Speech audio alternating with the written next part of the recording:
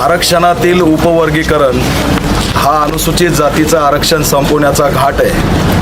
हे RSSने केलेलं षडयंत्र आहे आणि 4-2 राजकीय महत्त्वाकांक्षा असलेल्या लोकांनी आणलेलं ही संकल्पना आहे। याच्यातून मोठ्या प्रमाणात अनुसूचित जातीचं आरक्षणाचं नुकसान होणार आहे। हे उपवर्गीकरण झालं तर येणाऱ्या काळात अनुसूचित जातीच्या 59 जातींचं आरक्षण संपणार आहे। ज्या पद्धतीने गडबडीत हरकती मागवल्या एप्रिलच्या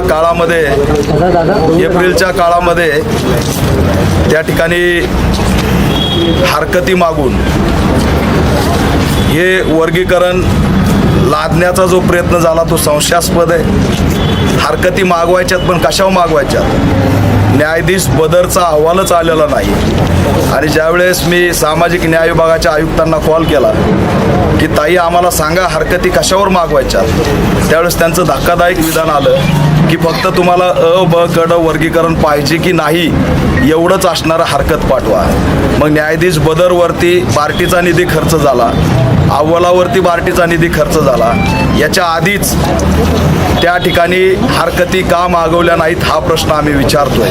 म्हणून डायरेक्ट आमची भूमिका आहे की डॉक्टर बाबासाहेब आंबेडकरांपेक्षा कुणीही विद्वान नाही, त्यांनी दिलेलं SC आणि STचं आरक्षण हेच अबाधित राहिलं पाहिजे आणि उपवर्गीकरण त्या ठिकाणी ती संकल्पना नष्ट झाली पाहिजे।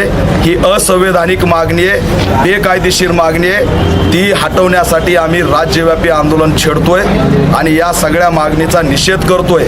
देवेंद्र फडणवीस यांना आम्ही इशारा देतोय, RSSला मोहन भागवतला इशारा देतोय की जर उपवर्गीकरणाच्या माध्यमातून आमचं आरक्षण संपवण्याचा जर घाट घातला तर याद राखा